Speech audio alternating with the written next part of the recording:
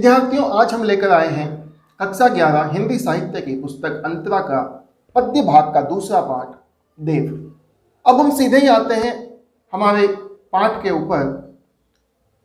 हमारी इस पुस्तक में कुल 3 सवैया और कवित्व दिए गए हैं देव के।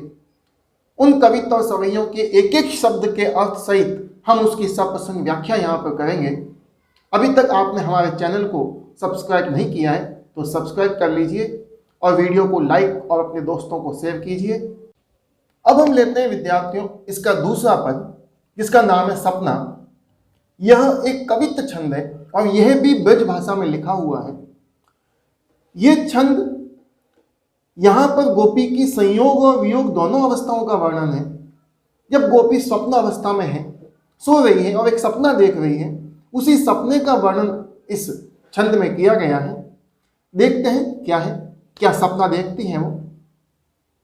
एक बार गाकर के मैं आपको इस छंद को बताता हूँ, कवित्व को बताता हूँ। जहरी जहरी जिनी बूंदनी परति मानो, गहरी गहरी घटा घेरी है गगन में। आनी कहियो श्याम मोसो चलो झूली बेको आज, आनी कहियो श्याम मोसो चलो झूली बेको आज। फूली न समानी भई ऐसी हो मगन में। चाहत उठ्योई उठी गई सो निगोड़ी नींद, सोए गए भाग मेरे जागीवा जगन में। आंख खोली देखो तो न घन है न घन श्याम, आंख खोली देखो तो न घन है न घन श्याम। वे छाई बूंदे मेरी आंसू है गगन में। जहरी जहरी जहरी का अर्थ होता है झड़ी लगना। जब बरसात लगातार होती है तो उसे कहा जाता है झड़ी लगना। तो जहरी जहरी झीनी बूंदे यानी बरसात की, झीनी यानी बारीक, बरसात की लगातार बारीक बूंदों की झड़ी लगी हुई है, यानी आकाश से लगातार बरसात हो रही है। परति मानो, परति यानी गिरना, यानी आकाश की बूंदे, बरसात की बूंदे आकाश से लगातार गिर रही हैं। मानो, मान लीजिए, ऐसा गोपी को स्वप्न में लगता है। यहां पर हमने देखा कि पहले 2 शब्द आया है जहरी जहरी। हम जानते हैं कि जब वाक्य में कोई शब्द 2 या 2 से अधिक बार आता है और जब उसका अर्थ अलग अलग होता है तो यमक अलंकार होता है। जैसा पहले वाले पद में हुआ था, हरिजु हरि, हरि शब्द एक कृष्ण था, एक हर लिया था, इसलिए यमक अलंकार था। यहां पर जहरी जहरी दोनों शब्दों के अर्थ एक ही है। और जब ऐसी स्थिति होती है, जब वाक्य में कोई शब्द 2 बार आए या 2 से अधिक बार आए और प्रत्येक बार उसका अर्थ समान हो, तो वहां पर पुनरुक्ति प्रकाश अलंकार का प्रयोग होता है। तो यहां पर भी पुनरुक्ति प्रकाश अलंकार है। फिर पीछे दिया है मानो, अर्थात मानना। और जब ऐसी स्थिति होती है, जब किसी वस्तु की कल्पना की जाती है, उसको माना जाता है, एक वस्तु को दूसरी वस्तु में, तो ऐसी स्थिति में हम जानते हैं कि वहां पर उत्प्रेक्षा अलंकार का प्रयोग होता है, जिसके लिए वाचक शब्द आते हैं मानो, मनु, मनहु, जानो, जनु, जनहु, इन शब्दों का प्रयोग होता है। तो यहां पर भी उत्प्रेक्षा अलंकार का प्रयोग है। गहरी गहरी घटा घेरी है गगन में। और यहां पर भी देखिए गहरी गहरी शब्द 2 बार आया है, दोनों बार समान अर्थ है। गहरी यानी गिरना, गना। तो गहरी गहरी यहां पर भी पुनरुक्ति प्रकाश है। घटा, आकाश में बादलों की घटा है। घेरी है गगन में, गगन यानी आकाश, आकाश के अंदर बादलों की गहरी घटाएं छाई हुई है। आकाश को बादलों की गहरी घटाओं ने घेर लिया है। और पुनरुक्ति प्रकाश के साथ में यहां पर देखिए गहरी गहरी घटा घेरी है गगन में। घ घ घ वर्ण बार बार आ रहा है। और जब ऐसी स्थिति होती है तो वहां पर अनुप्रास अलंकार का प्रयोग होता है। और जब 2 से अधिक बार आता है तो वृत्यानुप्रास होता है। यहां वृत्यानुप्रास है। तो गहरी गहरी घटा घेरी है गगन में। आकाश को बादलों ने घने रूप में चारों ओर से घेर लिया है। आनी कहियो श्याम मोसो, और ऐसे समय में गोपी जब सो रही है, स्वप्न में ये दृश्य देख रही है, वो कह रही है कि मुझे सामने से श्याम यानी भगवान कृष्ण आते हुए दिखाई दिए और मेरे पास आकर के मुझसे बोले, आनी कहियो, आनी यानी आकर के कहियो, कहा मुझे श्याम कृष्ण ने, मोसो मुझसे, कृष्ण ने मेरे पास आकर मुझसे कहा, चलो झूली बे को आज। हे गोपी, चलो आज हम झूला झूलते हैं। झूली बे यानी झूला झूलना। चलो गोपी आज हम झूला झूलते हैं। तो गोपी के लिए बड़े ही सौभाग्य की बात थी कि भगवान कृष्ण ने आकर के खुद उसको कहा कि मेरे साथ झूला झूलने चलो। तो ऐसी स्थिति में गोपी की प्रसन्नता का ठिकाना नहीं है। फूली न समानी, ऐसी स्थिति में गोपी इस बात को सुनकर के फूली नहीं समाई। फूला नहीं समाना एक मुहावरा है जिसका अर्थ होता है अत्यंत प्रसन्न होना। तो गोपी बहुत प्रसन्न हुई, ऐसी हो मगन में, और कृष्ण की उस कल्पना में कि वो उनके साथ जा रही हैं, झूला झूल रही हैं, उसी में मग्न हो गई, उसी में खो गई, इतनी प्रसन्न हो गई। चाहत उठ्योई, अब वो कृष्ण के साथ चलने के लिए उठ खड़ी हुई, क्योंकि कृष्ण ने कहा था चलो गोपी मेरे साथ झूला झूलने। तो गोपी झूला झूलने के लिए कृष्ण के साथ चलने के लिए उठी। चाहत उठ्योई, जैसे ही उसने उठना चाहा, उठी गई, तो वह उठ गई। कहां से? नींद से ही उठ गई। वो दृश्य सपने में देखा था, लेकिन यहां पर हकीकत हो गई, वह नींद से ही उठ गई।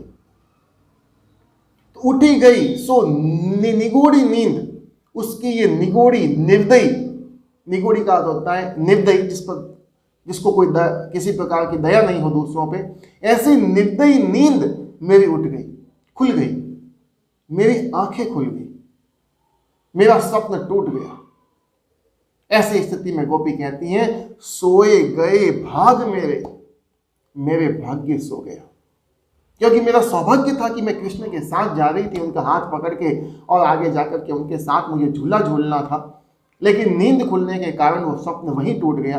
तो मेरे भाग्य सो गए, सोए गए भाग मेरे, मेरे भाग्य सो गए। जानी वा जगन में, जगन यानी जागना, उस जागने के कारण मेरे भाग्य सो गए। अब देखिए, जागना और के कारण भाग्य का सोना, ये एक दूसरे की विरोधी बातें, और जब ऐसी स्थिति होती है तो वहां पर विरोधाभास अलंकार का प्रयोग होता है। अर्थात दो बातों या दो वस्तुओं में वास्तविक विरोध नहीं होते हुए भी केवल विरोध प्रदर्शित किया जाता है, तो वहां पर विरोधाभास अलंकार का प्रयोग होता है। यहां पर भी वास्तविक विरोध नहीं है, बात बिल्कुल सही है कि वो उठ गई, उसकी नींद खुल गई, इसलिए जो कृष्ण से मिलने के कारण उसका सौभाग्य था वो खत्म हो गया। तो बात सही है, लेकिन दिखने के अंदर हमें ये एक दूसरे की विरोधी लग रही है, इसलिए यहां पर विरोधाभास अलंकार का प्रयोग है। फिर सोए गए भाग मेरे, भाग्य का सोना, भाग्य एक अमानवीय वस्तु है। जब अमानवीय वस्तु पर मानवीय भावनाओं का आरोप किया जाता है, अमानवीय वस्तुओं को मानव की तरह दिखाया जाता है, उसकी हरकतों को, तो वहां पर मानवीकरण अलंकार का प्रयोग होता है। या भाग्य को सोता हुआ दिखाया है, जबकि सोने का काम मनुष्य का है, मानव का है, इसलिए यहां पर मानवीकरण अलंकार भी है। सोए गए भाग मेरे जागी व जगन में, जगने के कारण मेरे सोए हुए, मेरे जगे हुए भाग सो गए, मेरे भाग्य सो गए, मेरे भाग्य खत्म हो गए, जो उठ गए थे वो बैठ गए, सो गए। आंख खोली देखो तो ना, अब क्योंकि नींद खुल चुकी है तो उन्होंने अपनी आंखें खोली, गोपी ने आंख खोली, देखो, इधर उधर देखा तो न घन है, घन यानी बादल, न तो कहीं बादल दिखाई दे रहे हैं, जो नींद के अंदर थे बादल घन घने हुए, बरसात की जड़ी लगी हुई थी, तो कहीं भी बादल नहीं है। तो न घन है न घनश्याम, घनश्याम का अर्थ होता है कृष्ण, और ना ही भगवान श्री कृष्ण है जिनके साथ मुझे चलने का न्योता मिला था, जिनके साथ चलने के लिए मैं उठ खड़ी हुई थी। तो न तो मेरे आसपास कहीं मुझे बादल दिखाई दिए और न ही मुझे घनश्याम यानी कृष्ण दिखाई दिए। यहां पर सभंग यमक अलंकार का प्रयोग है।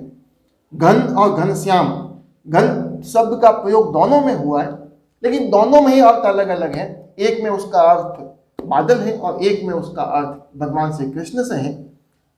तो ऐसी स्थिति में जब शब्द बिल्कुल एक जैसा नहीं हो, उसका कुछ हिस्सा एक जैसा हो जिसको तोड़ने की आवश्यकता पड़े और फिर उनका अर्थ अलग अलग हो, तो वहां पर सभंग यमक अलंकार का प्रयोग होता है। यहां पर सभंग यमक अलंकार है। वे छाई बूंदे मेरे आंसू है गगन में। वे छाई बूंदे, वही आकाश के अंदर जो बूंदे छा रही थी, वही बूंदे स्वप्न के अंदर जो थी, अब वास्तविक हकीकत में मेरे द्रगन यानी मेरी आंखों से, द्रग यानी आंखें, मेरी आंखों से आंसू वे आंसुओं के रूप में बह रही है। जो उस समय आकाश में बरसात के रूप में बह रही थी, वो अब मेरी आंखों से आंसू के रूप में बह रही है। तो ये थी इस पद की व्याख्या, इस कवित्व की व्याख्या जिसका नाम था सपना। विशेष या इसका शिल्प सौंदर्य हम एक साथ इसके साथ देख चुके हैं, इसके अलंकारों को हम देख चुके हैं। छंद आपको बता दिया था, कवित्व छंद का प्रयोग हुआ है। अनुप्रास, सभंग, यमक, विरोधाभास, अतिशयोक्ति, इन विभिन्न अलंकारों का प्रयोग इसमें द्रष्टव्य है।